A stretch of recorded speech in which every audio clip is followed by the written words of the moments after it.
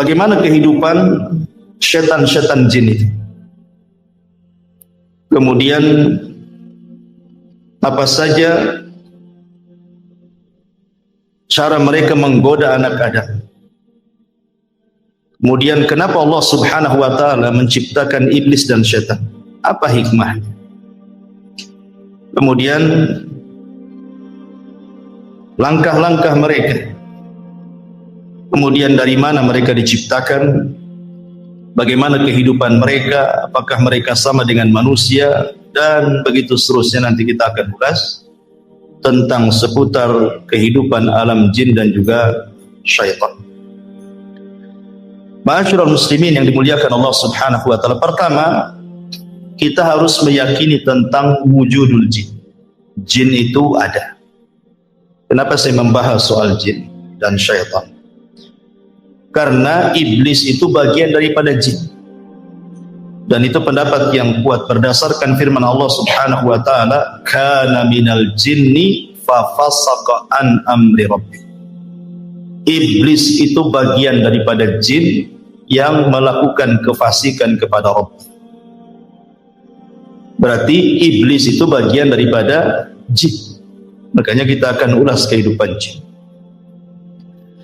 Tentang keberadaan jin, Syekhul Islam Ibn Taimiyah rahimahullahu ta'ala mengatakan, "Lam yukhalif ahadun min tawaifil muslimin fi wujudil jin wala fi anna Allah arsala Muhammadan sallallahu alaihi wasallam ilaihi wa hadha li'anna wujudal jinni tawatarat bihi akhbarul anbiya tawaturan ma'luman bil idtirari wa ma'lumun bil idtirar annahum ahya'un uqala fa'iluna bil iradah bal ma'murun manhiyun." Syekhul Islam Ibn Taimiyah rahimahullahu ta'ala mengatakan, tidak ada satupun kelompok dari kalangan kaum muslimin yang menyelisihi tentang keberadaan adanya jin. Dan juga tidak ada yang menyelisihi bahwa Allah Subhanahu wa taala mengutus Nabi sallallahu alaihi wasallam juga untuk mereka. Jadi nabinya jin juga adalah nabinya manusia. Kemudian beliau mengatakan, wahada, dan karena inilah sesungguhnya keberadaan jin itu sesuatu yang sifatnya mutawatir, sudah tersebar, yang dihabarkan para nabi sebelumnya. Bukan hanya Nabi sallallahu alaihi wasallam, para nabi sebelumnya juga menghabarkan tentang keberadaan adanya jin. Dan mereka adalah makhluk yang hidup, berakal, mereka melakukan sesuatu karena kehendak, dan mereka diperintah dan juga dilarang. Dari sini menunjukkan bahwa jin itu ada, walaupun tidak bisa kita rasakan keberadaannya. Maksudnya tidak bisa kita lihat, tapi kita bisa rasakan keberadaan mereka. Itu kita bisa rasakan sebagaimana kita bisa merasakan keberadaan para malaikat. Maka jin juga sama, kita bisa merasakan keberadaan mereka. Dari mana kita tahunya? Ketika kita kemudian tergerak untuk melakukan perbuatan jahat, perbuatan maksiat, maka itu tandanya bahwa siapa yang menyuruh perkara-perkara itu was-was daripada syaitan dari kalangan jin. Sama ketika kita tergerak untuk mengaji ke sini, untuk ibadah, untuk taat, itu karena dorongan para malaikat. Artinya bahwa bukan sesuatu yang kita tidak bisa melihat, bendanya tidak ada. Contoh saja kipas, kita bisa rasakan angin, tapi apakah antum bisa mensifati anginnya berbentuk apa? Kan tidak bisa, tapi kan kita bisa rasakan. Dan Allah Subhanahu wa ta'ala berfirman di dalam Al-Quranul Karim, tepat dalam surah Al-A'raf 27, "Innahu yarakum huwa wa qabiluhu min haitsu la tarawna." Sesungguhnya mereka, maksudnya kalangan jin itu, mampu melihat kalian, dia maksudnya iblis dan seluruh kabilah-kabilah jin, dari tempat yang kalian tidak mampu melihat mereka. Makanya jin kenapa disebut jin? imtinanihim au istitarihim. Maksudnya kenapa disebut jin itu? Karena tertutup. Makanya bayi dalam perut itu disebut janin. Diambil dari kata jin karena tidak tampak kan. Karena jin itu tidak tampak. Ma'asyiral muslimin yang dimuliakan Allah Subhanahu wa taala. Akan tetapi walaupun sebagian ataupun seluruh manusia tidak sanggup melihat jin, tapi ada sebagian hewan mereka melihat jin. Kita manusia memang tidak ditakdirkan mampu melihat mereka dan mereka melihat kita, tapi ada sebagian hewan itu mampu melihat jin. Seperti dalam hadis Nabi SAW. Nabi SAW bersabda dalam hadis Jabir yang dikeluarkan oleh Abi Dawud dalam sunannya, "Idza sami'tum nibahal kilab wa nahiqal hamir bil lail fata'awwadhu billahi minasyaitani fa innahunna yarawna ma la taraw." Kata Nabi SAW, apabila kalian mendengar gonggongan anjing ataupun suara keledai di malam hari, maka berlindunglah kalian kepada Allah dari syaitan, karena sesungguhnya dua hewan itu sedang melihat sesuatu yang kalian tidak bisa lihat. Hadis ini kata para ulama bahwa mereka adalah melihat syaitan, karena kita disuruh berlindung dari syaitan karena mereka melihat syaitan, maksudnya anjing dan keledai itu. Ya. Artinya ada sebagian hewan itu yang ditakdirkan oleh Allah Subhanahu wa taala melihat mereka. Tapi kita selamanya tidak akan melihat mereka. Tapi sebagian para ulama mengatakan sebagai keadilan Allah, ketika di dunia kita tidak bisa melihat mereka, maka di akhirat kita bisa melihat mereka, mereka pula tak bisa melihat kita. Dibalik gitu ya. Kalau di dunia kan kita tidak bisa melihat mereka, tapi di akhirat kita bisa melihat mereka. Itu ada sebagian ulama mengatakan seperti itu. Baik, ma'asyiral muslimin yang dimuliakan Allah Azza wa Jalla. Pertanyaannya, kenapa Allah Subhanahu wa taala menciptakan jin? Maksudnya jin-jin yang jahat itu. Ya, ala ra'sihim iblis, tentu ketua gengnya adalah iblis. Kenapa Allah Subhanahu wa taala sampai menciptakan iblis? Buat apa? Ya. Maka kita katakan bahwa Allah Subhanahu wa taala adalah Maha Hakim, Maha Bijaksana.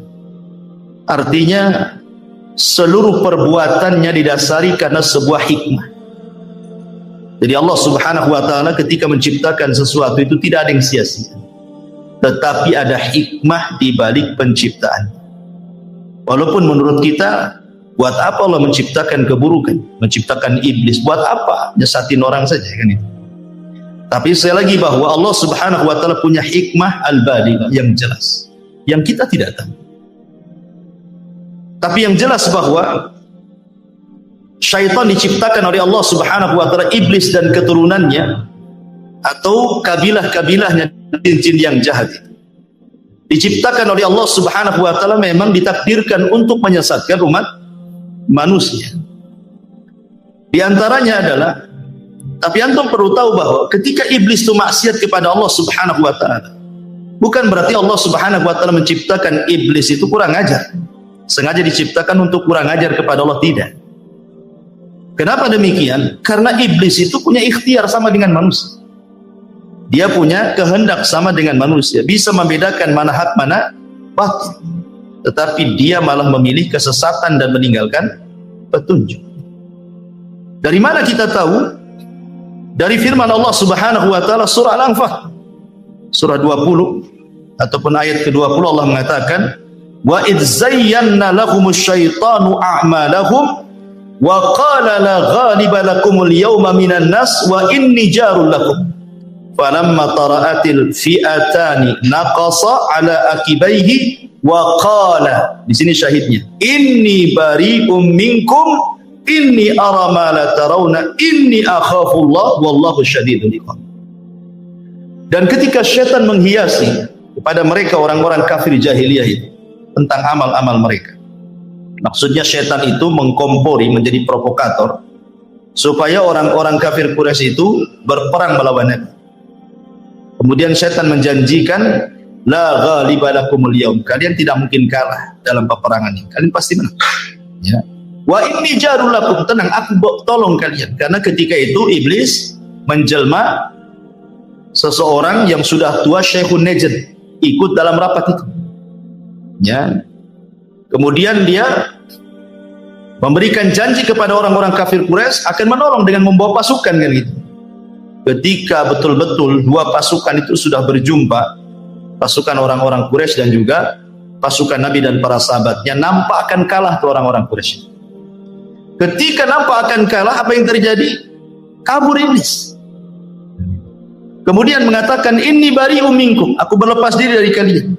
Inni ara ma la tarun, aku tahu apa yang kalian tidak tahu.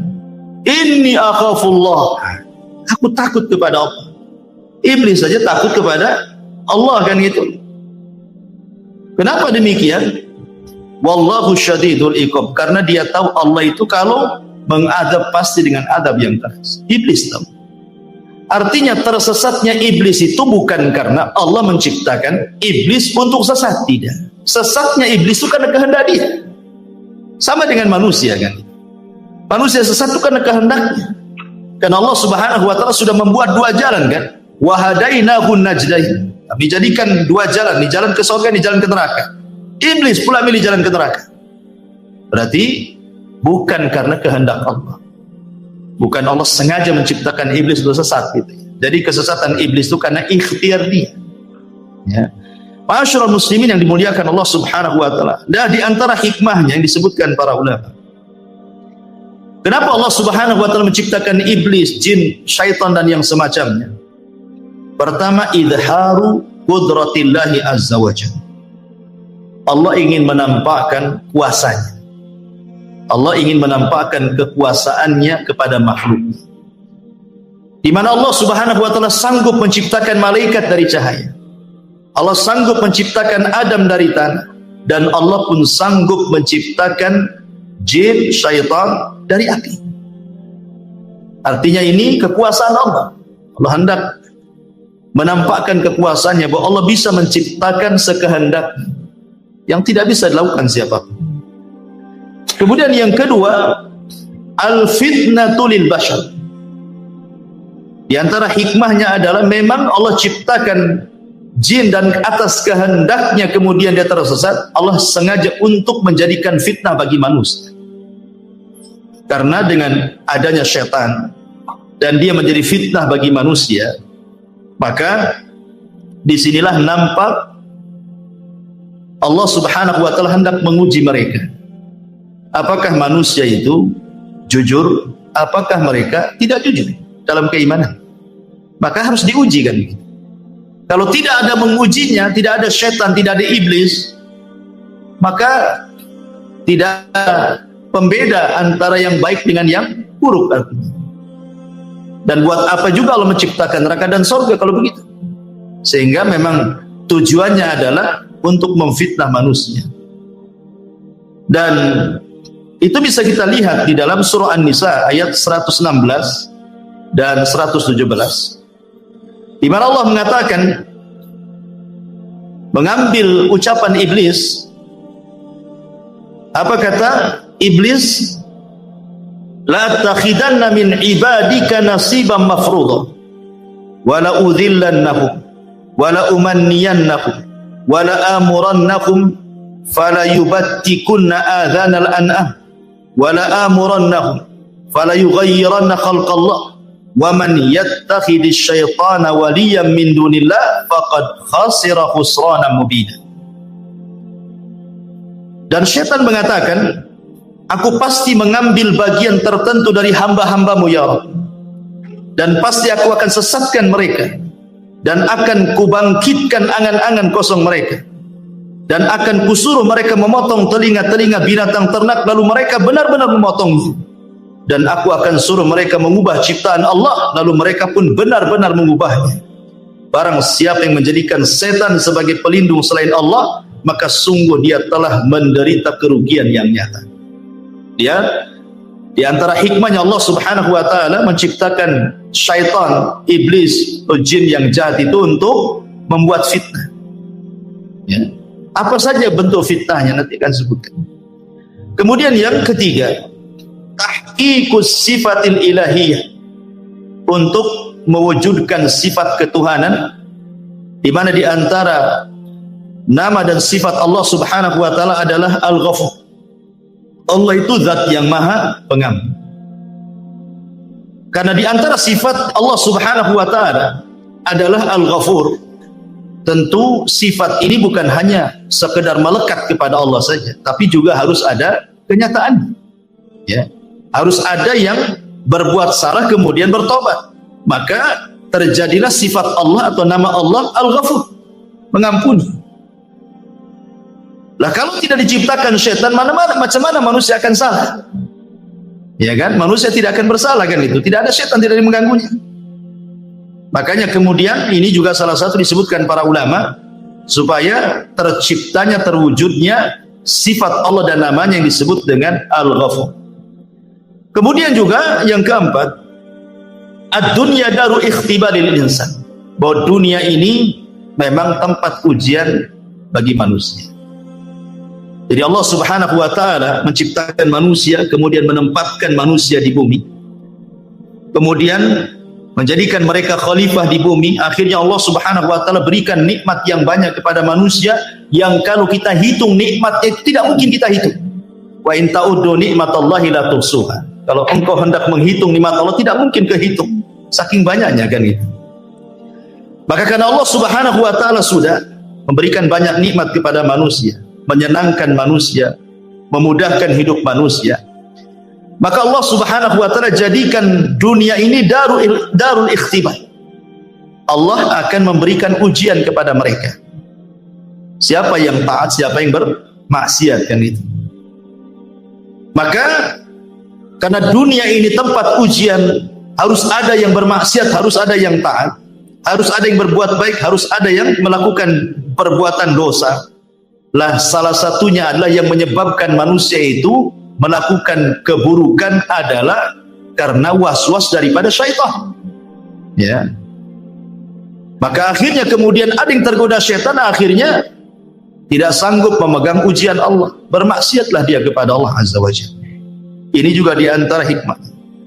Kemudian juga di antara hikmahnya adalah untuk supaya menjadi pelajaran kepada para malaikat, menjadi pelajaran kepada orang-orang yang beriman, baik dari kalangan para nabi ataupun para pengikut orang-orang yang beriman, bahwa hati-hati jangan melakukan dosa.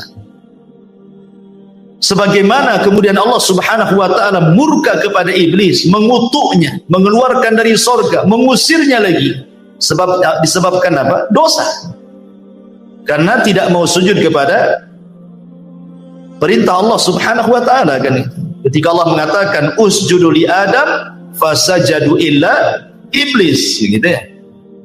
Ketika Allah mengatakan sujudlah kalian kepada Adam, semua malaikat sujud kecuali iblis.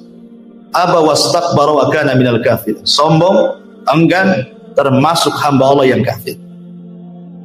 Maka ini juga supaya para malaikat tahu dan tertanam sifat takut dalam diri-diri para malaikat ataupun para nabi ataupun orang-orang yang beriman, jangan seperti mereka. Sebab kalau seandainya seperti mereka, maka Allah pun akan murka sebagaimana Allah murka kepada mereka, kepada para jin yang jahat ya, terutama kepada iblis pembesarnya. Kemudian juga ini juga adalah pelajaran bahwa manusia itu tidak bisa hidup tenang. Harus ada mujahadah, harus ada jihad. Dan itu ya, harus ada kesungguhan di dalam melawan musuh-musuh Allah Subhanahu wa taala. Maka di antara hikmahnya juga supaya manusia tidak hidup leha-leha, malas-malas, tetapi kemudian didorong untuk sungguh-sungguh dalam hidup, beristihad, kemudian mujahadah sungguh-sungguh melawan musuh-musuh Allah Subhanahu wa taala dari kalangan syaitan. Kemudian juga supaya Allah Subhanahu wa taala bisa membedakan mana yang baik, mana yang buruk. Liyamizallahul khabitha minat tayyib, agar Allah bisa membedakan mana yang jahat, mana yang baik. Itu di antara hikmah-hikmahnya dan banyak disebutkan para ulama. Ma'asyiral muslimin yang dimuliakan Allah Subhanahu wa taala, ingat bahwa Syaitan sudah berjanji di hadapan Allah Subhanahu wa taala, bahkan bersumpah. Apa sumpahnya? Syaitan mengatakan, fa bi izzatika la ughwiyannahum ajmain. Demi kemuliaanmu ya Rabb, ya, la ughwiyannahum ajmain, aku akan sesatkan semua anak turunan Adam tanpa terkecuali. Kemudian di ayat yang lain, bagaimana usaha syaitan ini? La aqudanna lahum siratakal mustaqim, saya akan sesatkan mereka dari jalanmu yang lurus.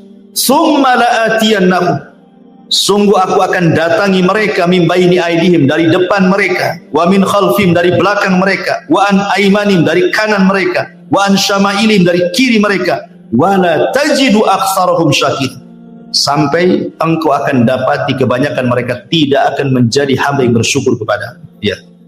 Jadi dari sini menunjukkan bahwa iblis antaranya itu dari jin-jin yang jahat, dari kalangan syaitan, mereka akan berusaha dari arah mana saja, ya, dari arah mana saja, dengan cara apa saja untuk menyesatkan anak Adam, baik dengan jalur yang baik ataupun dengan jalur yang jahat.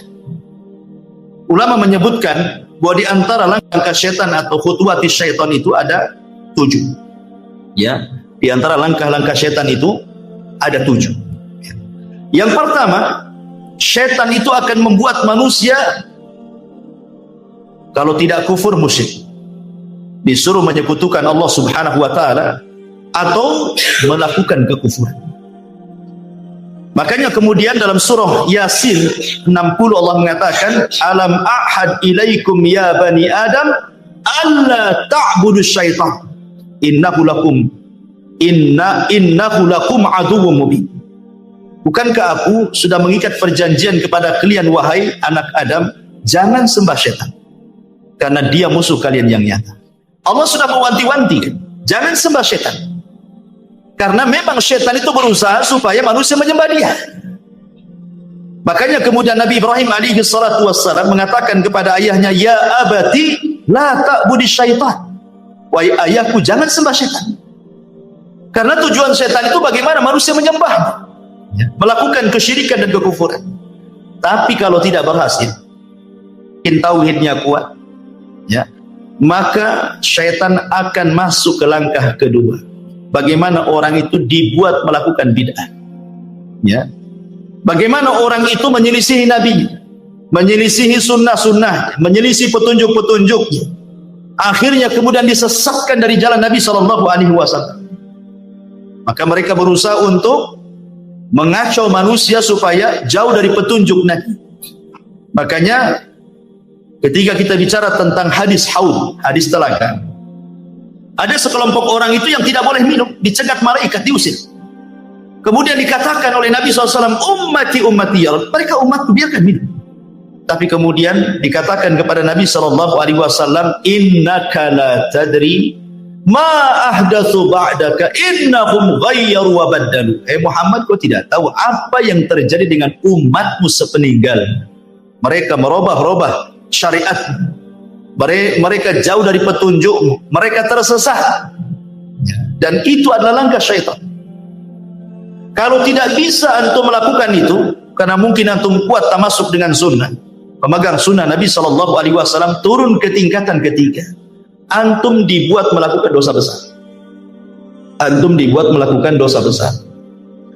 Allah Subhanahu wa taala mengatakan dalam surah Al-Baqarah ayat 268, asy-syaitan ya'idukumul faqra wa yamurukum bil fahsya. Syaitan akan membisikkan di telinga kalian, jangan sedekah, jangan zakat, jangan infak, nanti kau fakir, ya. Wa ya'murukum bil fahsya, kemudian syaitan memerintahkan untuk melakukan kekejian, zina, homoseksual, lesbi, mencuri, minum khamar, macam-macam, ya. Maka kalau tidak bisa nih, maka mungkin orang ini kuat ibadahnya, kuat takutnya kepada Allah Subhanahu wa taala, maka turun ke tingkatan keempat. Syaitan akan mengarahkan antum untuk melakukan as-saghair, dosa-dosa kecil, mungkin dosa besar tidak, ya. Anda tidak melakukan zina, tapi Anda melihat aurat perempuan, Ya kan? Seperti itu dibuatnya, kemudian orang itu melakukan dosa kecil. Kemudian kalau tidak bisa juga, karena memang Anda ini kokoh akidahnya, kokoh sunnahnya, kokoh ibadahnya, maka setan akan beralih ke nomor 5, lebih rendah lagi. Apa itu? Disibukkan dengan perkara-perkara mubah. Perkara-perkara mubah. Ya, nonton bola itu mubah, tidak ada hukum. Tetapi ketika melalaikan sampai nobar antum, sampai jam berapa nobar? Sampai jam 4. Jam 4 ngantuk pula antum. Akhirnya lewatlah subuh. Dimudahkan seperti itu, perkara-perkara mubah itu disibukkan dengan perkara-perkara mubah untuk apa? Untuk dilalaikan dari zikir, dari ketaatan, dari ibadah. Akhirnya dengan menyibukkan perkara yang mubah, dampaknya adalah lupa kepada ibadah. Ini yang nomor 5. Oh, tidak bisa juga rupanya. Yang nomor 5 ini tak bisa juga nih. Turun lagi itu ke yang kanan. Apa yang kanan? Antum disibukkan dengan perkara-perkara yang tidak afdol dan meninggalkan yang afdol. Disibukkan dengan perkara sunnah, tapi melalaikan yang wajib. Antum sibuk sholat malam, bagus sholat malam, bagus sholat malam. Ya, tapi subuhnya antum nguap-nguap, wah. Sholat malamnya khusyuk antum, masya Allah, Al-Baqarah antum baca. Ya, khusyuk sholat malamnya, subuhnya pula kelihap-kelihap nggak jelas. Itu namanya mengambil sesuatu yang mafdul, meninggalkan yang afdol namanya. Yang tidak afdol, yang sunnah antum kerjakan dengan khusyuk, dengan luar biasa, yang jelas-jelas wajib pula akhirnya antum lalaikan. Ya. Oh, ini tak bisa juga nih. Yang terakhir nih setan. Kalau sudah tidak bisa ini semuanya, maka setan tidak bekerja sendiri. Setan akan bekerja sama dengan manusia. Ini kan kerjaan setan sendiri. Dia sudah nggak sanggup nih sendirian nih.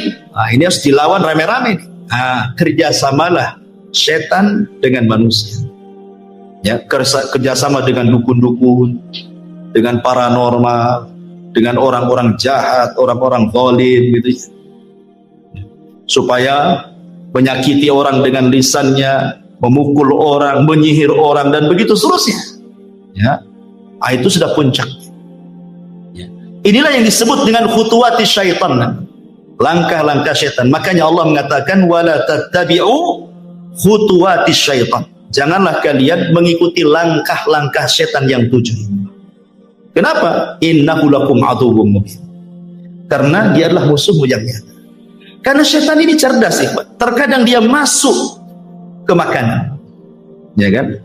Masuk ke makanan dia, supaya manusia perkara-perkara ibadah susah dimasukkan. Masuk soal makanan. Kita tahu bahwa makanan itulah yang menumbuhkan daging manusia. Yang mempengaruhi manusia itu makanan dan minuman. Maka setan berusaha bagaimana kemudian orang ini memasukkan makanan yang haram, minuman yang haram, entah zatnya haram atau cara mengambilnya dengan cara haram, supaya kalau nanti dia berdoa tidak mustajab lagi doanya.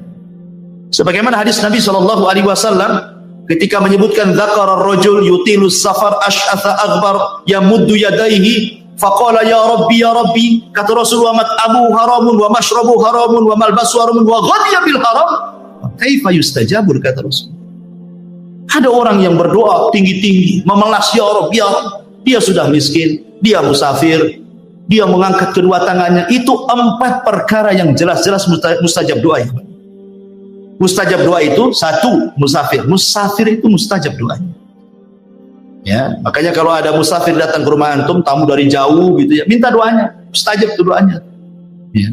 Kemudian yang kedua, fakir, miskin. Orang miskin itu mustajab doanya, karena kalau berdoa ikhlas orang miskin itu. Kemudian mengangkat kedua tangan. Rasul mengatakan innallaha hayyun karim yastahyi idza rafa'a yadayhi yastahyi li'abdin idza rafa'a yadayhi an yaruddahu masifra. Allah itu zat yang maha malu tapi maha pemurah. Allah malu kalau ada hamba yang mengangkat tangan seperti ini berdoa, maksudnya doa masalah bukan doa ibadah, kemudian Allah biarkan kosong tuh tangan. Allah malu. Ya. Kemudian yang keempat, memelas. Ya. Karena di antara sebab mustajab doa kata Rasul itu memelas, terus mengeluh, itu salah satu mustajab doa. Artinya orang ini punya 4 syarat harusnya diijabahkan doanya, tapi tidak diijabah juga. Kenapa? Ya kata Rasul, bagaimana akan diijabah? Makanannya, minumannya, ya kan, dari yang haram, pakaiannya dari yang haram, dibesarkan dari benda yang haram. Fa kaifa yustajabul? Bagaimana akan dikabulkan? Lah setan masuk dari jalur ini. Ya. Dia berusaha untuk mengacau makanan orang. Ya. Karena tahu bahwa perut ini adalah bagian daripada syahwat. Ya. Perut ini bagian daripada syahwat. Syahwat itu dari leher ke atas dan dari leher ke bawah. Itu syahwat. Ya. Dari leher ke atas, mata, telinga, otak, ini bisa melakukan syahwat. Memandang yang diharamkan, mendengar yang diharamkan, mengucapkan sesuatu yang diharamkan, berpikir yang jorok yang diharamkan. Dari leher ke bawah ada perut dan kemaluan. Lah itu setan berusaha untuk menghiasi itu semua tuh. Seperti itu langkah-langkah setan. Ikhwatu fiddin, muliakan Allah Azza wa Jalla. Kemudian setan masuk dari 2 jalan. Pertama dari syubhat, yang kedua dari syahwat. Ya. Syubhat merusak agamanya, syahwat merusak akhlak. Kalau sudah masuk 2 jalur itu, rusak semuanya manusia. Agamanya rusak, akhlaknya rusak. Apa yang dikehendaki manusia? Ya. Ma'asyiral muslimin yang dimuliakan Allah Subhanahu wa taala.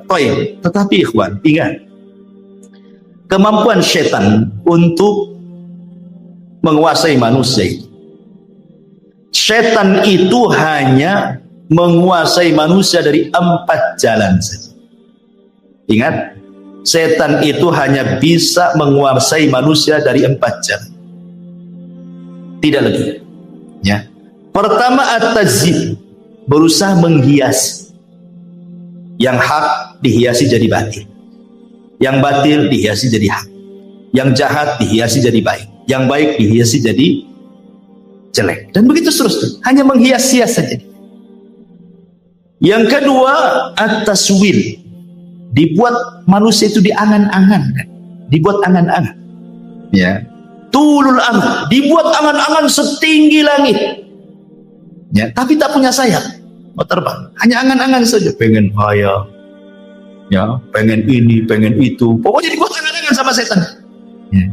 Kemudian yang ketiga, al-waswas, dibuat was-was.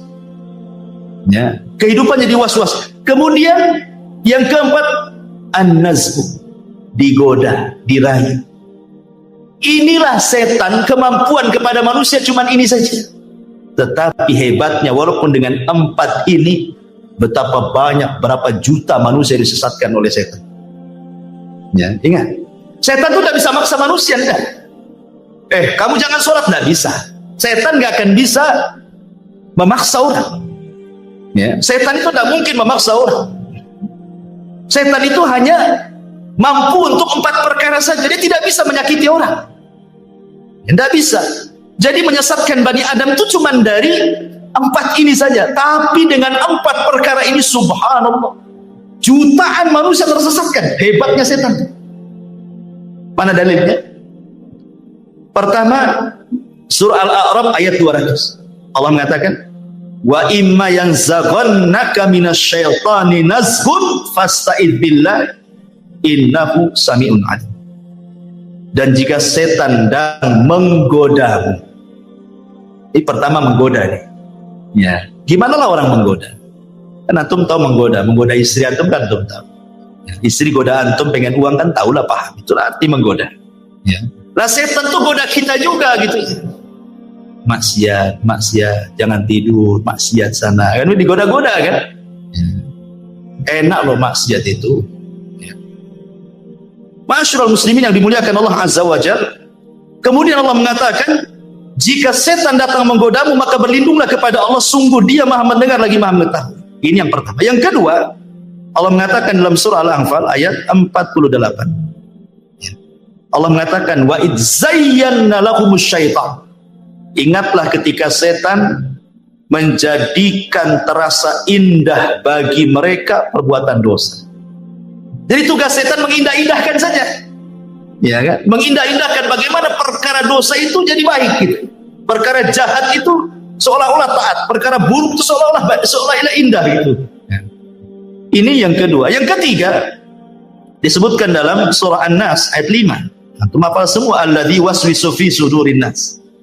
Dialah yang memberikan was-was, dorongan-dorongan, bisikan-bisikan, ya. Kemudian yang terakhir dalam surah Muhammad ayat 25. Allah mengatakan, innal ladzina irtaddu ala adbarihim min ba'di ma tabayyana lahumul huda min ba'di ma tabayyana lahumul huda asyaitanu sawwala lahum wa amla lahum. Apa katanya? Sesungguhnya sesungguhnya orang-orang yang berbalik kepada kekafiran setelah petunjuk itu, jelas bagi mereka setanlah yang telah merayu mereka dan memanjangkan angan-angan mereka. Ya, jadi setan itu saya ulangi dari 4 cara itu menyesatkan orang itu. Pertama menghiasi, yang kedua membuat angan-angan, yang ketiga membuat was-was, yang ketiga menggoda-goda. Tapi dengan 4 cara ini, betapa banyak kemudian kemaksiatan yang terjadi. Pembunuhan, perzinahan, minum khamr, ya kan, kejahatan, penghinaan, cacian, makian, merendahkan, ghibah, namimah, macam-macam dosa keluar tuh. Ya kan? Lihat ketika Qabil membunuh Habil. Siapa yang ngasih waswas Qabil? Syaitan. Bil, tengoklah tuh cewek yang akan kau nikahi, tengok pula kembaranmu cantik, mana akan begitu? Tengoknya kembarannya lebih cantik, tengok kembaran Habil kok tak cantik, tak mau saya. Gitu ya. Dia digoda, coba bayangkan, akhirnya berakhir apa? Dibunuh pula si Habil. Hanya gara-gara godaan bisa bunuh orang. Ya. Hanya gara-gara godaan bisa bunuh orang. Ingat kisah Abid Bani Israel yang dititipi seorang wanita. Ya, awalnya baik-baik saja, tapi naruh makanan di depan pintu, setan datang. Kok ini ulama Bani Israel, tak sopan kau naruh makanan di depan pintu. Ketuklah pintunya, ucapkan salam, nanti mati kau tak tahu, katanya. Akhirnya ngetuk pintu, selama itu dia tidak pernah mendengar suara perempuan. Ketika assalamualaikum, dia jawab waalaikumsalam, setan masuk. Indah juga itu suaranya, baru suaranya tuh. Kadang-kadang suara itu menipu. Dulu belum ada televisi, masih pakai radio. Antum dengar suara perempuan siaran di radio itu, kayaknya indah, suara cantik, padahal orang hitam. Jelek kan? Kadang-kadang orang kan terpengaruh dengan suara kan? Iya kan? Mulailah dia. Setan datang lagi, tak sopan lah. Hanya naruh ngetuk pintu. Tanyalah kebutuhannya. Mungkin dia butuh apa-apa. Dia tanya. Ya. Akhirnya ditanya, bagaimana kondisimu, baik, apa butuhmu, ini. Lama-lama kata setan, tak bagus juga. Dia sudah lama ditinggalkan saudaranya, dia pun perlu ngobrol, boring, stres katanya. Akhirnya ngobrol, zina, hamil. Setelah hamil apa? Setan ngomong, nanti kalau saudaranya datang dari jihad, tahu kau yang menghamilinya, akan dibunuh. Kalau kau ingin selamat, bunuh bayinya, hilangkan barang buktinya. Nah, mulai membunuh. Ya, sudah dibunuh bayinya, datang pula setan. Apa wanita itu tidak akan cerita sama saudaranya? Pasti cerita juga. Sebaiknya kau bunuh juga daripada kau dibunuh. Dibunuh semuanya, habis sebenarnya. Sampai di sini tidak juga. Akhirnya saudaranya datang dari jihad, nanya adik. Kata setan, berdusta saja. Bilang saja pergi, entah kemana. Dibilangnya tidak ada pergi. Dia percaya saja yang ngomong ustaz, yang ngomong ahli ibadah, ibadahnya orang yang paling khusyuk di Bani Israel, ya percaya saja lah. Rupanya saudaranya pulang, setan masuk ke saudaranya dalam mimpi. Dikasih tahu bahwa yang membunuh adalah si pendeta itu. Oh, marah saudaranya. Berangkat dia. Sebelum datang setan pula datang ke pendetanya. Itu saudaranya sudah datang bawa pedang tuh, membunuh kamu. Kau ingin selamat? Gampang, sujud sama aku, katanya. Sujud, dia datang, saudara ditebas kepalanya. Lagi sujud sama setan, mati dia. Subhanallah. Tuh, bayangkan kan, khutuwatus syaitan tuh. Ya, macam-macam dosa dilakukan dia sampai ke tingkat kufur menyembah setan. Begitulah setan menggoda anak Adam, masyarul muslimin yang dimuliakan Allah Azza wa Jalla. Dari sini kita harus mengenal, setelah kita tahu langkah-langkahnya, Maka kita harus tahu juga waktu-waktu setan, kemudian tempat-tempat setan. Harus mengenal bagaimana setan bermuamalah dengan manusia. Kita harus kenal supaya kita bisa menjauhi. Adapun waktu-waktu setan, pernah saya jelaskan bahwa waktu setan itu ada 3. Pertama, mendekati waktu maghrib. Nabi SAW bersabda dalam sebuah hadis bahwa apabila datang menjelang maghrib, istajnahal lailu, au kana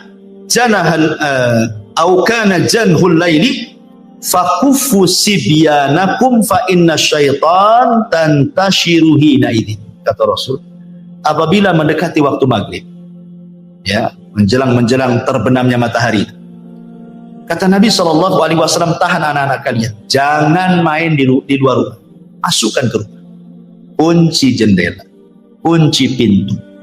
Itu setan lagi menyebar di mana-mana. Ya, setan lagi banyak di mana-mana. Kenapa? Dikhawatirkan setan akan masuk ke anak-anak kita. Ya, bisa saja kemudian kesurupan dan begitu seterusnya, kan itu. Makanya waktu ini jangan sampai kemudian mengeluarkan anak-anaknya. Ini namanya waktu setan. Ini satu. Yang kedua, waktu setan itu ba'da isya sampai sepertiga malam, panjang waktunya. Ba'da isya sampai sepertiga malam akhir. Ini waktu setan. Makanya Nabi SAW yaqra'un nauma qablaha wal hadits ba'da. Rasul memakruhkan tidur setelah maghrib. Nggak boleh tidur setelah maghrib itu karena ke isya cepat. Ya, nanti bablas maghribnya kan, apa isyanya ya. Kemudian Rasul memakruhkan bicara setelah isya, kecuali ada manfaatnya, entah manfaat dunia atau manfaat akhirat seperti ngaji seperti itu. Tapi kalau tidak ada manfaat dunia dan akhirat, apa sih manfaatnya? Hanya ngobrol, nongkrong gitu, tidak jelas gitu ya. Maka setan akan talau bermain-main tuh dengan orang. Dibuatnya orang kuliner malam-malam, berangkat jam 8, pulang jam 12, sampai jam 12 tidak langsung tidur juga, baru tidur ketika malaikat turun pulang pun tidur. Seperti malam akhir. Jadi orang itu dilalaikan jangan sampai bangun di sepertiga malam akhir, dan kalau bisa jangan sampai subuh bangun. Itu waktu setan. Ya. Makanya kenapa setan itu di malam hari dia sengaja bawa 3 ikatan. Kemudian datang kepada setiap orang yang tidur, diikat tengkunya 3 kali ikatan. Diikat sama setan tengku kita ini. Kemudian kalau sudah dekat-dekat subuh, maka setan akan membisikkan di telinganya, nim naumatan tawilah, tidur, tidur, malam masih panjang. Padahal udah mau subuh tuh. Itu lagunya tuh. Tidur, tidur, malam masih panjang katanya kan. Coba bayangkan, ya senang aja dia tidur kan. Nah, makanya kata Nabi SAW, kalau dia terbangun wa dzakarallah, langsung dia membaca alhamdulillahilladzi ahyana ba'dama amatana wa ilaihin nusyur, 1 ikatan hilang. Kalau dia berwudu, 2 ikatan hilang. Kalau dia sholat, hilanglah semua ikatan sehingga dia menjadi jiwanya baik dan menjadi nasyid, rajin dia. Rajin. Ya. Rajin itu artinya tidak jadi pemalas. Ya. Ini yang kedua. Yang ketiga, waktu setan itu menjelang zuhur, kubalai zuhur, ya sekitar jam 11, setengah 11 sampai jam 12 lah gitu ya. Itu namanya waktu setan. Dari situlah Nabi SAW mengatakan apa? Kilu fa inna syaitana la yaqin. Tidurlah siang karena setan tidak pernah tidur siang. Ya, ya bukan tidur betulan, tidur ya mungkin 10 menit jadilah, walaupun ya sleep chicken, tidur biasa saja walaupun tak nyenyak gitu.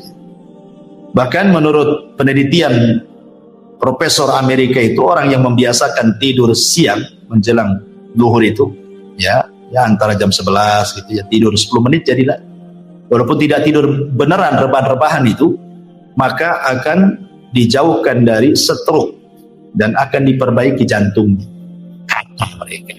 Ya, Walaupun nggak diteliti orang, kita yakin bahwa setiap perintah itu ada hikmah. Sami'na wa ata'na, selesai.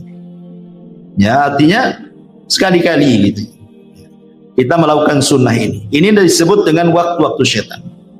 Ya, ada juga waktu-waktu yang kita disuruh untuk isti'adzah. Ya, kapan itu? Pertama, waktu marah. Ini syaitan masuk ke badan kita. Orang marah itu setannya masuk. Waktul ghadab. Makanya kenapa kata Nabi SAW, apabila engkau marah dalam posisi berdiri, duduk. Kalau masih marah juga, baring. Kalau masih marah juga, wudu. Masih marah juga, sholat. Masih marah juga, tak tahulah memang pemarah dia. Artinya sudah macam-macam nih kan. Jadi tahap-tahapan Nabi SAW itu sudah dikasih tahu. Kemudian yang kedua, waktu syahwat. Waktu ketika orang itu syahwatnya bangkit. Istiadah kepada Allah Subhanahu wa ta'ala. Apalagi anak-anak muda yang belum kawin, bahaya. Disuruh puasa untuk meredakan syahwat.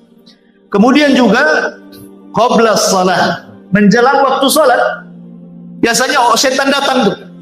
Kemudian diberatkan kaki melangkah untuk salat. Istiadah kepada Allah Azza wa Jalla. Ya. Kemudian yang keempat, al-iqdam ala a'malis salihati. Ketika hendak melakukan sebuah kebaikan. Entah mau kerja bakti di masjid gitu ya. Entah mau sedekah, entah mau apa, pokoknya ada saja. Enggak bisa lewat dia, lewat istrinya. Bang, jangan sedekah dulu lah, Bang. Kenapa deh? Ambillah motor dulu. Kan gitu. Jadi nggak bisa lewat dia, lewat istrinya kan itu. Jadi dia setan itu berusaha, makanya waktu-waktu seperti ini istiadah termasuk indan naum, menjelang tidur. Makanya Nabi SAW meruqyah dirinya dengan membaca 3 qul, kemudian mengoles-ngoles badannya, mengusap dari atas kepala sampai kaki. Untuk apa? Supaya jangan diganggu setan. Makanya Rasul itu memberikan irsyad kepada kita berwudu. Ya kan, sebelum tidur, kemudian membaca 3 qul, 3 kali diusapkan semua badan. Ya, kemudian kalau kita ingin bertasbih, tasbih 33 kali, tahmid 33 kali, takbir 34 kali, kan itu ya. Baca ayat kursi. Nah, maka orang yang sebelum tidur seperti ini, ikhwan, saat tidur itu malaikat akan ada di samping kiri kanan kita. Setiap kita guling ke kiri, maka malaikat sebelah kiri akan mengatakan Allahumma gfir lahu, Allahumma arham. Ya Allah, ampuni orang ini. Ya Allah, rahmati orang. Kalau berguling lagi ke kanan, malaikat sebelah kanan ngomong gitu juga. Sampai dia bangun. Bayangkan, seandainya Allah takdirkan dia meninggal. Meninggal dalam posisi dia sedang didoakan malaikat. Ya kan? Tapi kalau nggak berdoa, ya samping kiri setan lah. Apalagi dibuat mimpi-mimpi buruk lagi mimpinya. Jatuh dari atas ranjang. Baik. Masyarul muslimin yang dimuliakan Allah Azza wa Jalla. Ini juga diantara waktu-waktu kita disuruh untuk istiadah ya. Kemudian bagaimana syaitan itu masuk dalam kehidupan manusia? Kita tahu bahwa Allah Subhanahu wa taala berfirman dalam surah Al-Fatihah, Alhamdulillahi Rabbil Alamin. Segala puja dan puji hanya milik Allah, Rabb semesta alam. Allah menciptakan alam itu, ada alam malaikat, ada alam jin, ada alam manusia, ada alam binatang, ada alam tumbuh-tumbuhan, ada alam yang tidak diketahui manusia. Yang tampak itu sedikit, yang tidak tampak itu banyak. Ya. Wa yakhluqu ma la ta'lamun. Allah menciptakan yang kalian tidak tahu. Ada alam-alam yang kita tidak tahu. Ya. Intinya bahwa di antara dua makhluk yang berakal yang Allah ciptakan yang ada hubung kait dengan manusia, pertama malaikat. Malaikat sejak sujud kepada Adam, sejak itulah ada hubung kait antara malaikat dengan Adam dan dengan seluruh anak keturunannya. Malaikat akan senantiasa bersama manusia. Ya, sejak janinnya, dia yang meniupkan rohnya, dia yang mencatat takdirnya. Ya kan? Kemudian lahir dengan selamat. Kemudian setelah lahir ke dunia, maka malaikat akan menjaga dia. Wa inna alaikum lahafidin. Sungguhnya Allah utus kepada kalian malaikat-malaikat penjaga.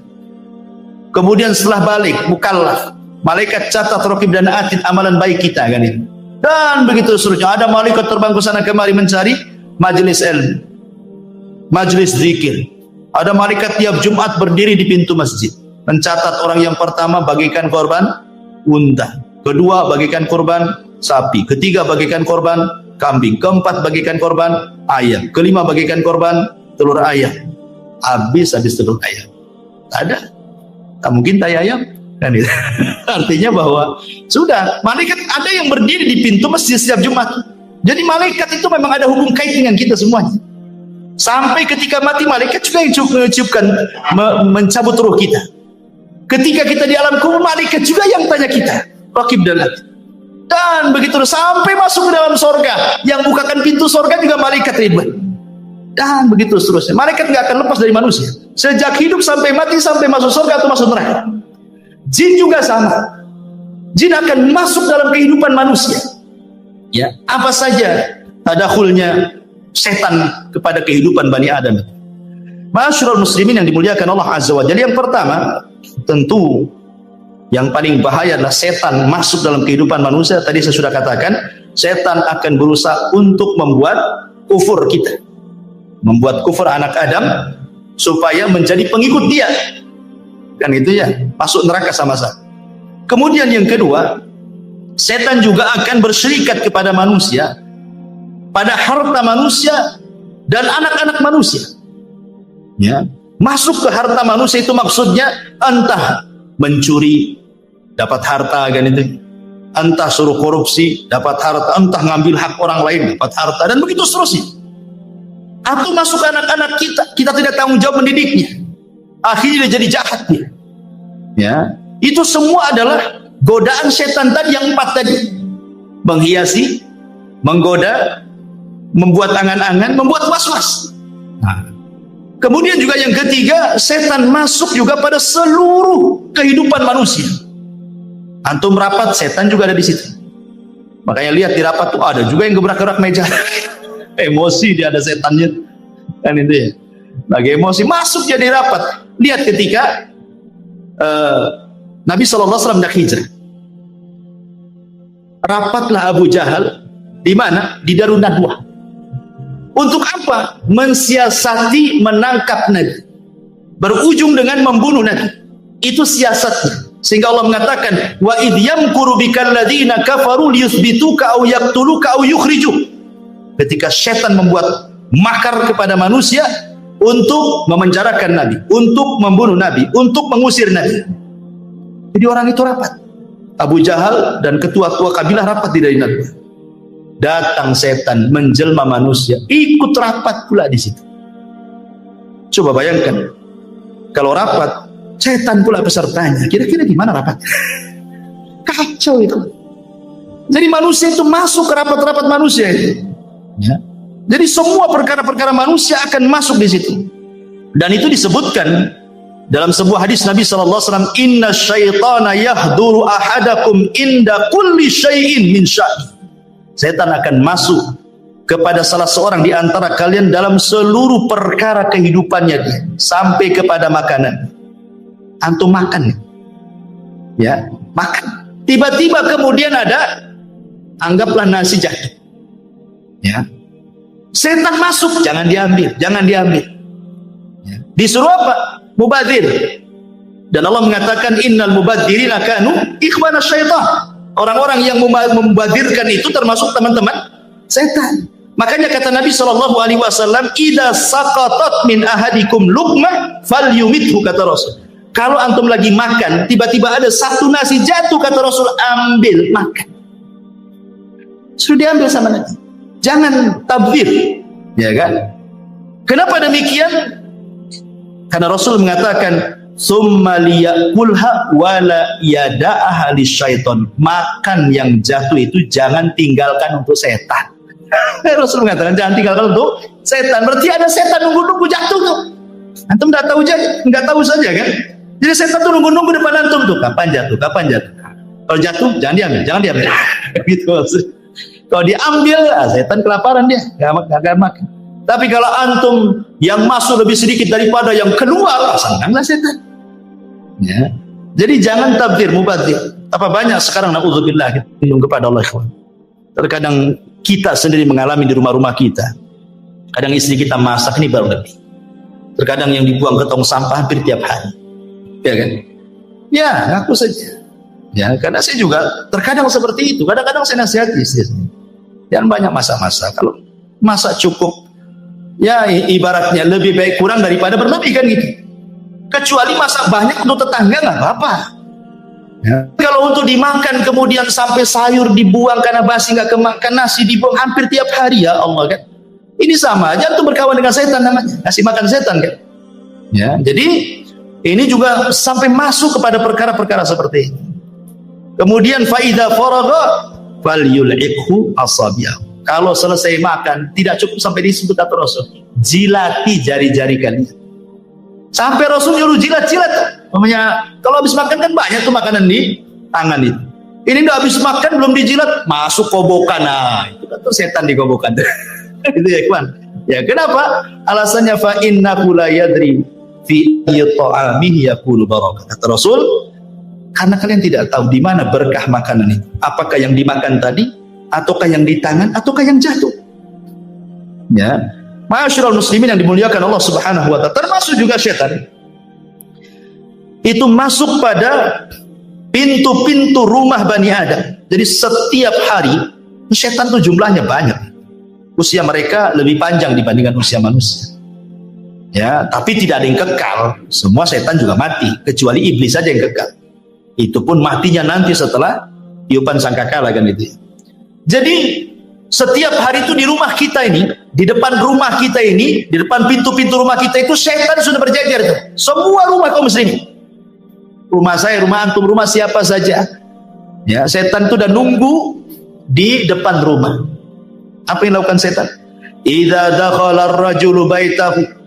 Kalau seseorang masuk ke rumahnya, fadzakarallaha, dia pun mengingat Allah inda dukhulihi, maksudnya baca basmalah ketika masuk. Kemudian ucapkan salam. Ya. Apa kata Nabi sallallahu alaihi wasallam? Wa inda ta'amihi, dan juga mengingat Allah saat makan menyebut bismillah. Jadi ketika masuk baca bismillah, kemudian ucapkan salam, kemudian ketika makan baca bismillah, maka setan itu yang nunggu di rumah, di depan rumah itu akan mengatakan kepada kawan-kawan di belakangnya, la mabita lakum wala asya. Pergi kita. Kayaknya kita tidak ada kamar nih di kamar ini. Di rumah ini tidak ada kamar dan tidak ada makanan di rumah ini, kita pergi. Ya. Tetapi kata Nabi sallallahu alaihi wasallam, wa idza dakhala falam yadhkurillaha inda dukhulihi qala syaitan adraktumul mabit, wa idza lam yadhkurillah inda ta'amihi qala adraktumul mabita wal asya. Rawahu Muslim. Tapi kalau orang itu masuk, ya, dan tidak mengingat nama Allah, main belusuk saja masuk ke rumah, tidak baca basmalah, ya tidak salam, ya, main masuk saja. Ketika antum makan baca basmalah, ketika masuk tak baca basmalah, maka setan akan mengatakan apa? Gak apa-apa, gak ada makan, tapi hari ini kita bisa tidur di rumah ini gitu. Ada hotel bintang 3 di sini, kita tidur sini. Tapi kata Rasul, kalau dua-duanya gak baca basmalah, masuk tak baca basmalah, makan pun tak baca basmalah, apa kata setan? Adraktumul mabita wal asya. Maka setan akan berteriak ke kawan-kawannya, sini semua, kita nginep di rumah ini. Ada makan malam kita di sini katanya. Subhanallah. Ya, bagaimana setan masuk loh ke rumah kita setiap hari. Ya. Ini kemudian juga contoh yang lainnya. Ya. Setan juga berusaha untuk masuk pada hubungan suami istri. Apa kata Nabi sallallahu alaihi wasallam? Lau anna ahadakum idza ata ahlaha qala faqudiya bainahuma waladun lam yadurhu syaitan. Kalau seandainya salah seorang di antara kalian mendatangi keluarga yang melakukan hubungan, dan sebelum Anda melakukan hubungan Anda mengatakan bismillah, ya Allah jauhkan kami dari syaitan dan jauhkan syaitan dari apa yang kau akan rizkikan kepada kami, kemudian kita melakukan hubungan suami istri, maka syaitan tidak akan memadaratkan kita di sini. Artinya mafhum mukhalafahnya, kalau seandainya kita tidak baca ini, tidak ta'awud, tidak baca basmalah, berarti ya setan ikut terlibat di situlah maksudnya. Ya. Tapi bukan berarti kalau umpamanya tidak baca doa ini kemudian punya anak, berarti separuh setan separuh manusia. Nggak ada, beda lah kan itu ya. Setan kan tercipta dari api, kita dari tanah, ya. Jadi sudah beda bahan penciptaannya. Ya. Boleh jadi mungkin sifat-sifatnya kan. Baik. Kemudian setan juga berusaha untuk yufsid 'alan nas. Berusaha untuk merusak kesehatan manusia. Kesehatan. Merusak kesehatan biar sakit orang. Ya. Ini disebutkan oleh Nabi sallallahu alaihi wasallam, "Inni la a'lamu kalimatan law qalaha la dhahaba anhu alladhi yajid." Law qala a'udzu billahi minasyaitonir rajim. Kemudian kata Nabi sallallahu alaihi wasallam, sungguhnya aku inni la'alamu, sungguh aku mengetahui satu kalimat. Lau qalaha, kalau seseorang mengatakannya, la dhahaba anhu alladhi yajid, maka akan menghilangkan apapun yang ada dalam hatinya dari kemarahan, kedengkian dan begitu seterusnya. Lau qala a'udzu billahi minasyaitonir rajim, ketika dia mengucapkan a'udzu billahi minasyaitonir rajim. Karena kita tahu bahwa marah itu adalah salah satu yang menyebabkan penyakit, jadi ya, orang sering marah itu tinggi darahnya, ya, bisa stroke orang itu. Makanya setan juga berusaha supaya kita dengki, hasad, marah itu supaya akhirnya kita sakit jadinya. Dimasukkan hasad kepada hati kita, hari-hari hasad dari sama orang. Apa nggak sakit badan kita? Mikirin orang terus kan? Ya. Jadi memang mau merusak kesehatan kita, setan itu berusaha seperti itu. Bahkan lebih daripada itu, setan itu membuat sedih manusia. Makanya doa yang sudah saya ajarkan dulu, ketika Nabi Shallallahu Alaihi Wasallam mengajarkan doa kepada Abu Umamah ketika berada di masjid karena sebuah hutang yang melilitnya kan. Kata Rasul, Abu Umamah ngapain kok pagi-pagi? Kan waktu sholat, kok duduk di sini sendirian lagi? Ada apa dengan kamu? Kata Abu Umamah, humumun lazimatni wa duyun. Karena bingung aku Rasul, banyak hutang aku Rasul. Apa kata Rasul? Gimana kalau ku ajarkan kepadamu beberapa kali, maka akan menghilangkan kebingunganmu dan akan melunasi hutang-hutang. Maka Rasul mengatakan, Allahumma inni a'udzubika minal hammi wal hazan. Ini yang pertama diajarkan Rasul. Ya Allah, aku berlindung dari kamu dari ham, kebingungan, wal hazan, dan kesedihan. Karena bingung dan sedih ini salah satunya dibuat oleh setan. Dibuat oleh orang itu bingung sama setan, dibuat orang itu sedih sama setan. Ya, jadi setan itu masuk dalam kebingungan. Makanya kita berlindung kepada Allah dari dua perkara ini. Ya. Kemudian juga setan berusaha untuk merusak rumah tangga orang. Makanya iblis itu punya istana di tengah lautan. Setiap hari dia utus apa? Saroyah, kata Nabi. Pasukan-pasukan khusus dia diutus untuk menggoda manusia. Yang satu menggoda jangan sholat, yang satu menggoda jangan sedekah, yang satu menggoda jangan zakat, yang satu menggoda jangan puasa, yang satu menggoda supaya marah-marah dan begitu seterusnya. Setelah satu hari mereka berusaha menggoda manusia, laporlah kepada setan Tuhan mereka. Ya iblis, ya Tuhan iblis, saya sudah menggoda dia. Dia tidak sholat. Iblis biasa-biasa saja. Ya. Kenapa kok saya sudah menggoda dia sampai dia tidak sholat, kok Anda tidak bahagia? Ya ngapain kok goda? Dari dulu pun tak sholat dia katanya. Nggak, biarkan saja kan gitu.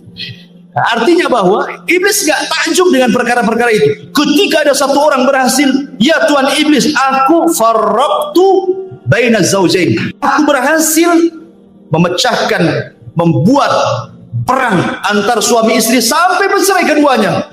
Langsung berdiri iblis. Berdiri begini. Begini nih. Diambil pialanya, diletakkan di kepalanya, anta.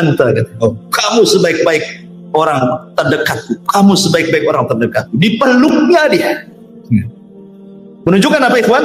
Menunjukkan bahwa iblis suka kalau seandainya anak buahnya mampu menceraikan suami istri. Kenapa? Karena korbannya banyak. Kalau orang tidak sholat, dia saja korbannya. Kalau orang tidak puasa, dia aja korbannya. Kalau orang tidak sholat malam, dia aja korbannya, kan gitu ya. Tapi kalau suami istri kemudian retak, kemudian cerai, kemudian banyak anaknya, istri korban, suami korban, anak-anak pun korban. Istrinya nikah lagi, tidak punya tanggung jawab dengan anaknya karena suami barunya tidak suka dengan anak-anaknya. Bapaknya nikah lagi, tak tanggung jawab anak-anaknya. Ini anak-anak terlantar, datang iblis sini nah, jadi anak angkatku aja. Nah, jadilah dia anak iblis. Bahaya ikhwan. Ya.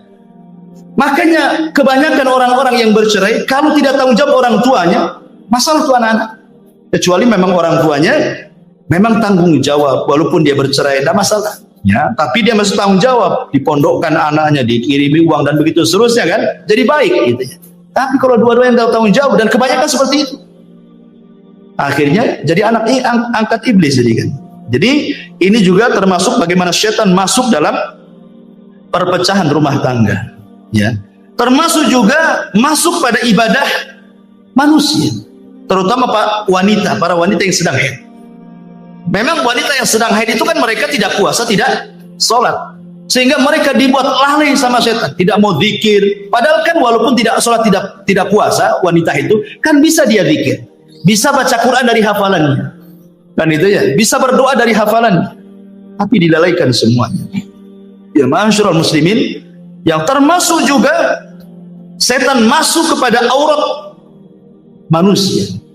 Dibuatnya telanjang manusia itu, ditampakkan auratnya, dan ini yang paling berhasil setan. Ya, tidak ada tempat di dunia ini kecuali antum memandang aurat.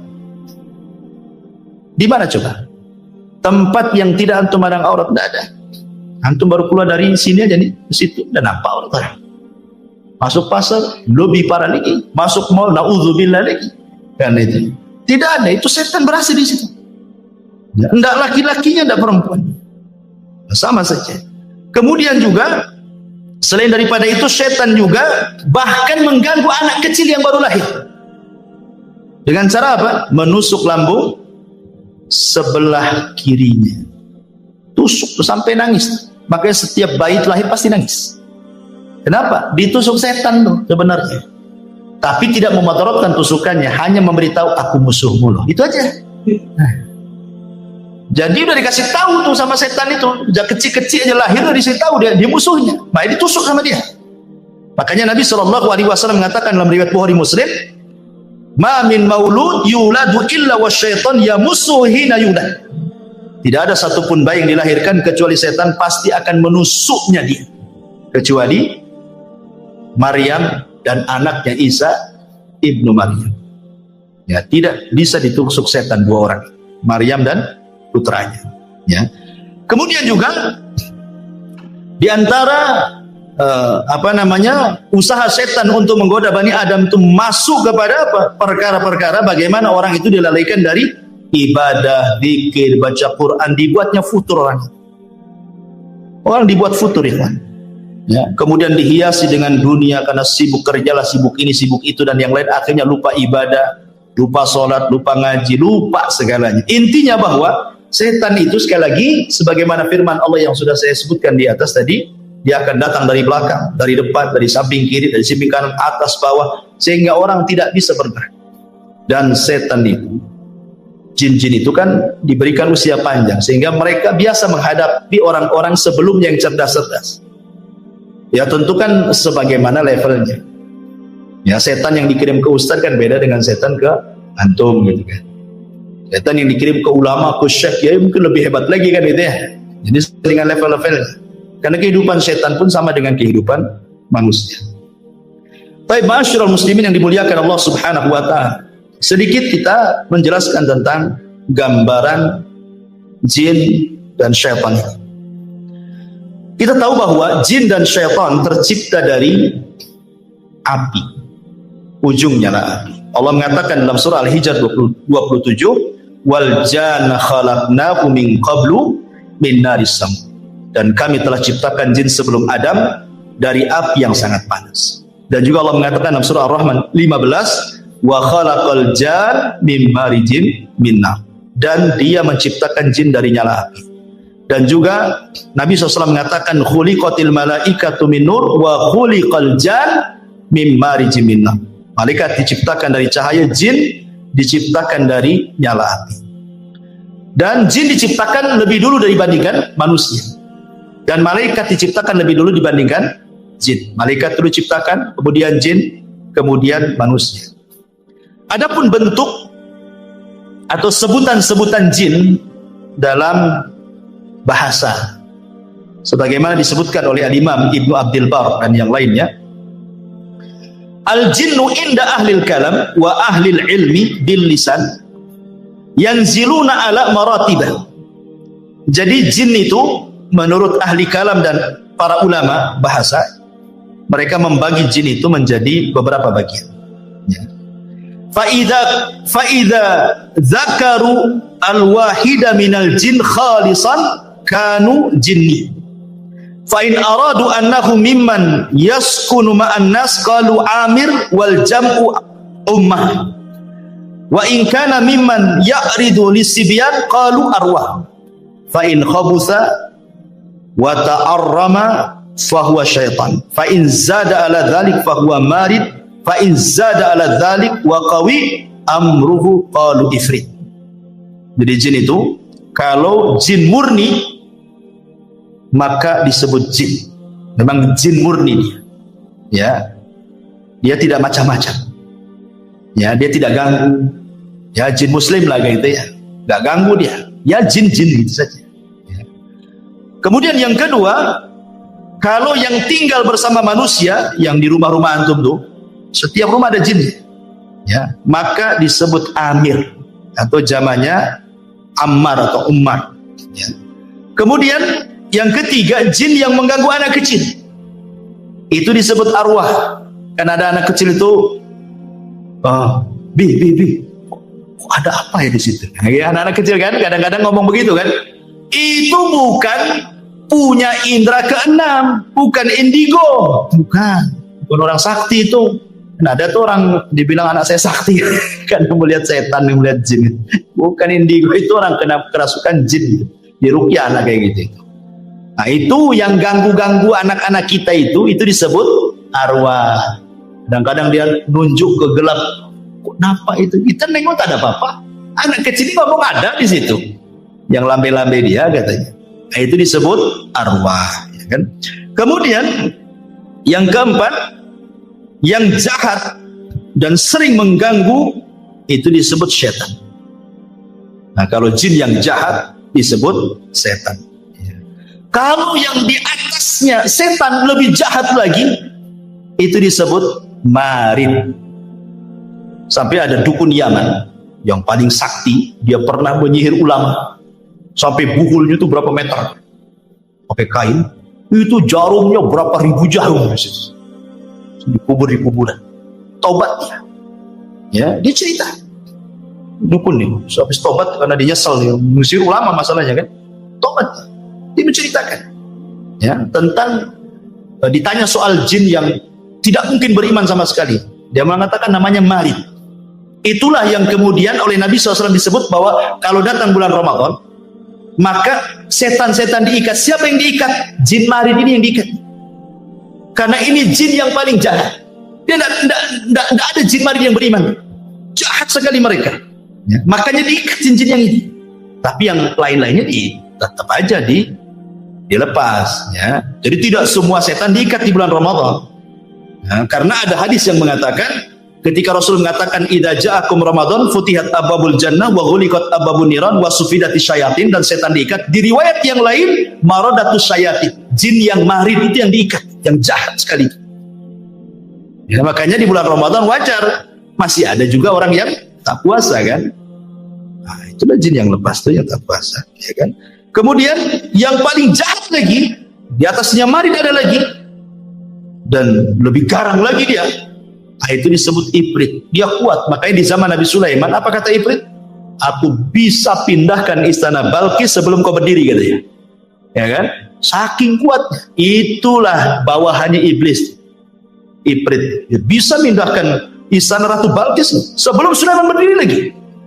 Nah, itu istilah-istilah yang disebutkan para ulama. Kemudian juga Nabi SAW mengatakan al-jinnu salah satu asnaf. Jin itu ada 3 jenis. Ya.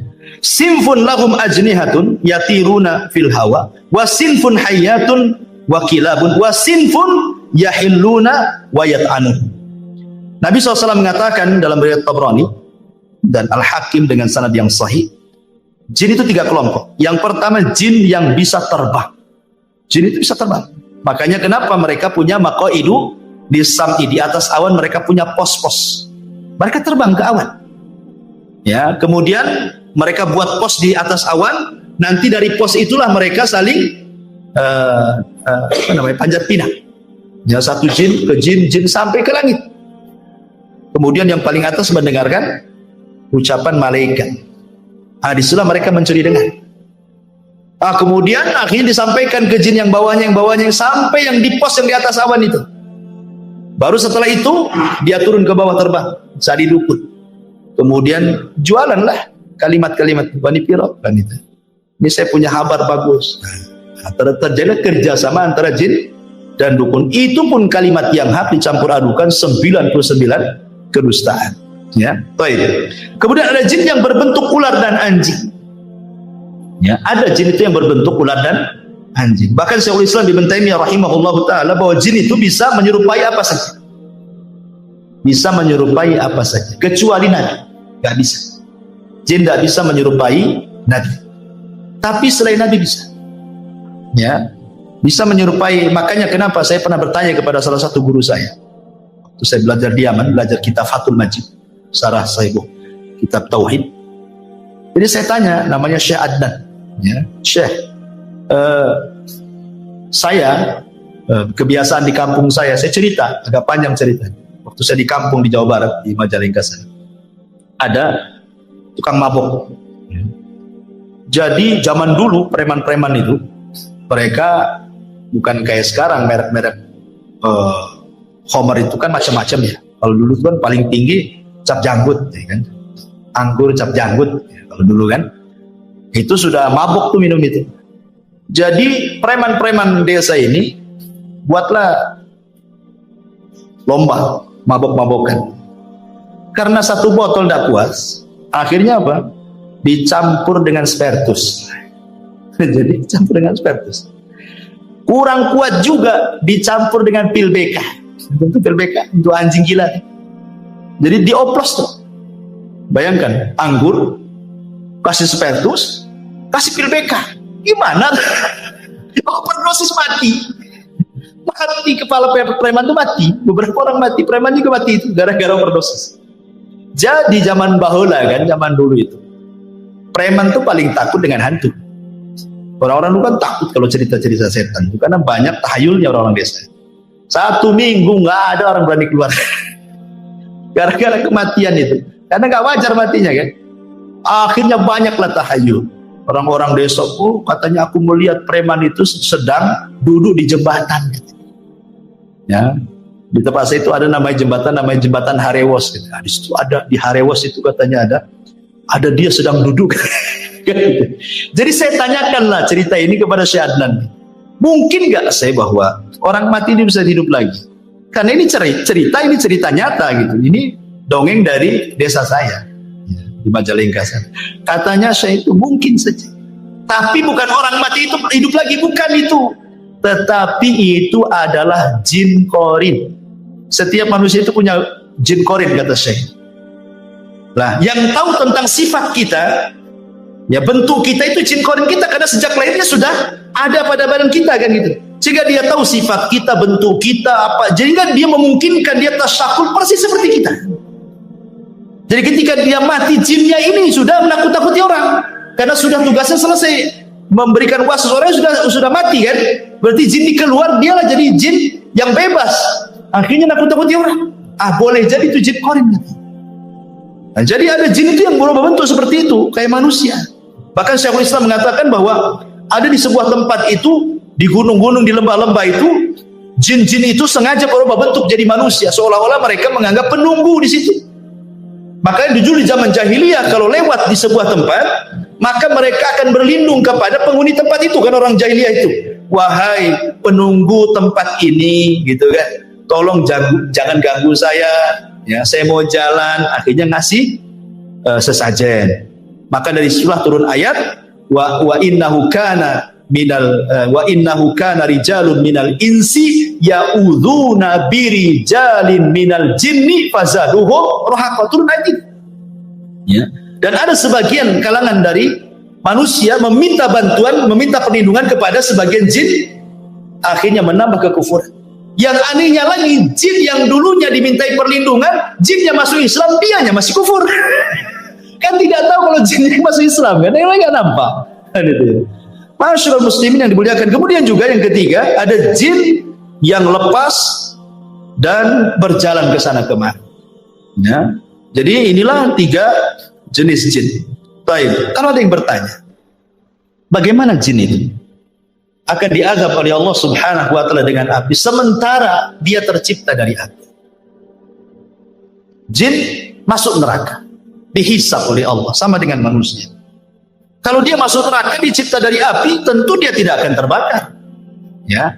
Maka ini dijawab oleh Asy-Syaikh atau Al-Imam Ibnu Aqil dalam kitabnya Al-Funun bahwa jin itu tetap merasakan adab, merasakan sakit kalau dibakar dengan api, sebagaimana manusia juga kalau ditumbuk tanah juga sakit. Karena maksudnya jin tercipta dari api itu asal penciptaannya sama dengan Adam, asal penciptaan dari manusia, tapi anak turunannya tidak dari tanah, ya dari ibu bapak. Makanya kalau antum ambil pisau, antum kemudian iris tangan antum, yang keluar kan bukan pasir, bukan tanah, ya darah kan begitu. Berarti bukan lagi tanah. Jadi hanya Adam saja. Sebagaimana juga dari kalangan jin itu yang diciptakan cuman bukan iblis, ya di atasnya iblis lagi. Ya Sumi atau siapa namanya kata Imam Bukatsir itu dalam Bidayawaniyah. Ya iblis ini kan ceritanya panjang. Dalam cerita Israiliyat disebutkan, ini cerita Israiliyat, tidak ada Quran, tidak ada di dalam sunnah. Jadi ketika jin itu merusak di bumi, ya maka malaikat diturunkan untuk memenjarakan orang-orang jin-jin yang jahat.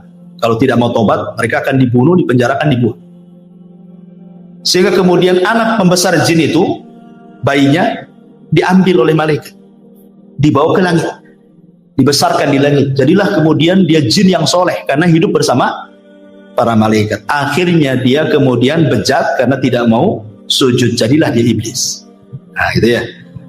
Wallahu a'lam, itu kan cerita Israiliyat. Tapi yang jelas bahwa itu asal penciptaannya saja dari api, anak turunannya bukan api. Jadi kalau dibakar dengan api ya tetap sakit. Buktinya adalah Nabi SAW pernah diganggu ifrit dalam sholatnya. Dicekiknya ifrit itu sama Nabi, ludahnya keluar terasa dingin. Kenapa nggak terbakar tangan Nabi? Bukankah katanya dia tercipta dari api? Berarti kan sudah bukan api lagi. Yang kedua, riwayat bahwa Nabi SAW pernah mau didatangkan syihab minan nar. Jadi jin ini membawa kayu bakar yang ada apinya dan hendak membakar wajah Nabi. Dan kalau memang dia tercipta dari api, ngapain bawa kayu bakar, bawa api? Tangannya aja disentuhkan gitu, maka terbakar dia, ya kan? Menunjukkan bahwa dia bukan lagi dari api kan itu. Itu kan bapak moyangnya aja dari api, turunannya ya dari bapak ibunya jin lah kan itu. Karena jin juga nikah sama dengan kita. Jin itu loh kurang lebih kehidupannya dengan manusia. Ada RT, ada RW, ada lurah, ada kecamatan, ada pemilunya juga. Ada partainya juga. Bermadhab juga, ada Syafi'i, Maliki, Hambali, Zahiri, ada Syiah juga, ada Mut'ah juga mungkin mereka.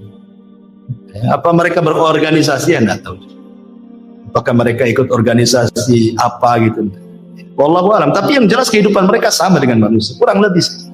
Ya, tidak kurang, tidak lebih. Baik, kemudian jin mukallafun. Jin mukallaf, artinya mukallaf itu sama dengan manusia juga, disuruh sholat, puasa, zakat, haji. Persis. Quran yang kita baca itu juga Quran yang dibaca mereka. Ya, hadis yang kita baca itu pun hadis yang dibaca mereka. Karena nabi mereka dari manusia. Ya, jadi jin itu kebanyakan belajar agama kepada manusia. Jadi kalau jin belajar agama kepada manusia jadi ustaz. Tapi kalau manusia belajar ke jin jadi tukang sihir. Terbalik kan. Jadi jin itu belajar agamanya kepada manusia. Karena nabinya juga manusia. Wa inna minna salihuna wa inna minna salihuna wa minna duna dzalik kunna taraika kidada. Di antara kami ada yang soleh, ada yang tidak soleh, kami bertiga-tiga. Kemudian juga makanan jin disebutkan dalam sebuah hadis Abdullah bin Mas'ud radhiyallahu anhu. Jadi ketika Nabi SAW diundang untuk ceramah di kalangan jin, bagaimana Rasul tahu bahwa di situ ada jin berkumpul ribuan? Ya tentu malaikat yang kasih tahu. Rasul kan tidak melihat jin. Ya, malaikat ngomong, kamu ke sana, itu ditunggu oleh bangsa jin, ceramahlah kau di sana kan itu.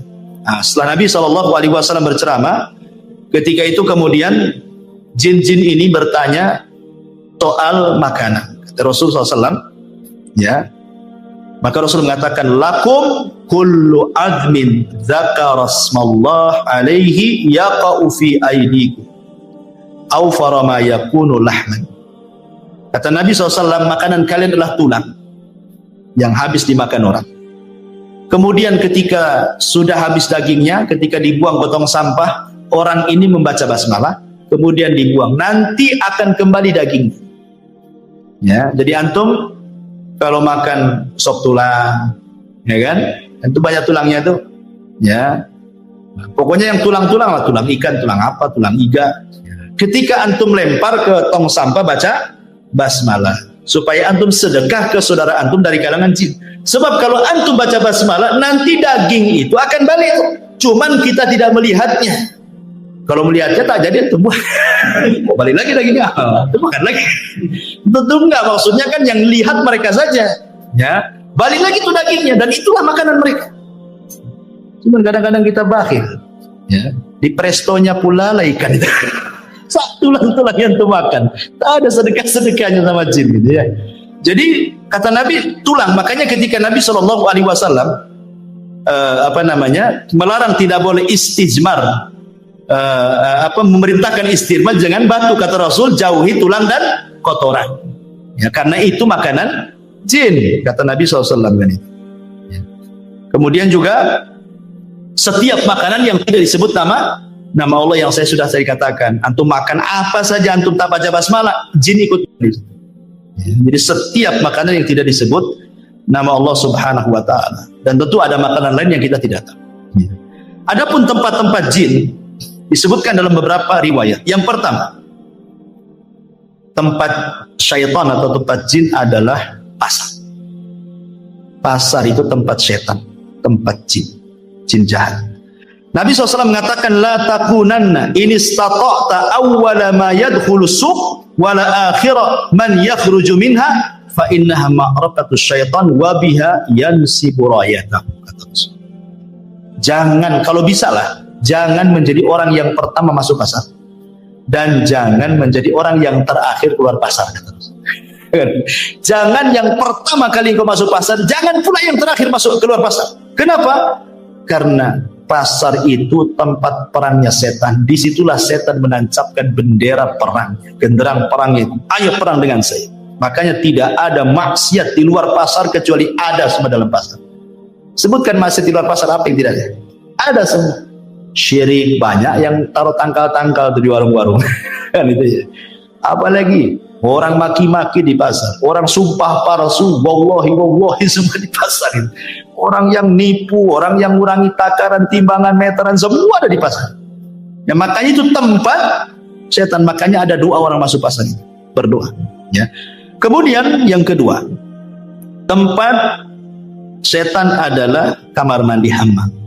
Makanya kita disuruh berdoa, Allahumma inni a'udzubika minal khubthi wal khaba'is. Aku berlindung dari setan laki-laki dan perempuan, karena itu memang tempat jin, syaitan. Ya.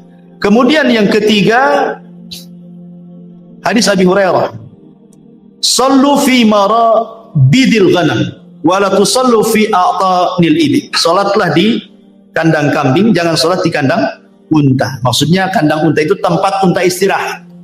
Karena unta itu paling cemburu kalau tempatnya di tempat orang. Kalau kambing antum di situ nggak akan cemburu, kambing cuek-cuek aja. Kalau antum salat di situ diterjang sama tempat dia langsung dikejar antum. Karena ada tabiat setan. Ya, unta itu. Makanya kalau makan daging unta, wudu. Kalau makan daging kambing tidak wudu gitu ya. Maksudnya tidak batal wudunya. Kemudian juga hadis yang ketiga. Kata Imam Ibnu Taimiyah rahimahullah, al-amakinul lati yunha 'anis salati fiha ka'atanil ibil wal hammami wa hiya al-ma' wasyaitan. Wa kadzalika ma yusafiru ilaihi ba'dun nas minal magharati wa nahwihi minal jibali qasirin li ta'dim tilkal buqati bisyami wa misra wal jazirati wal khurasan wa ghairiha. Wa kullu mawdi'in tu'addimuhu an-nas ghairal masajid wa masyairil hajj fa innahu ma'wa syaitan.